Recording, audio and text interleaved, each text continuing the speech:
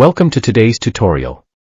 In this video, we'll learn how to remove unwanted objects from your footage using the AI Object Remover in Filmora 13. Let's get started. Now I have my footage with its voiceover, so let's preview. Welcome to today's tutorial. In this video, we'll learn how to remove unwanted objects from your footage using the AI Object Remover in Filmora 13. Let's get started. To create a subtitle using AI, first select the audio, then go up and click the double arrow icon. A box will then appear. Now click AI Text-Based Editing. Now you can select any language for the subtitle, then click OK, and wait for the AI to convert the audio into subtitles.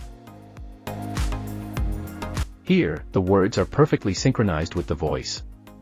While edits or corrections can be made, it's always 100% accurate. Now click Export to Timeline. Lastly, the text appears above and aligns with the audio. Afterward, preview the result.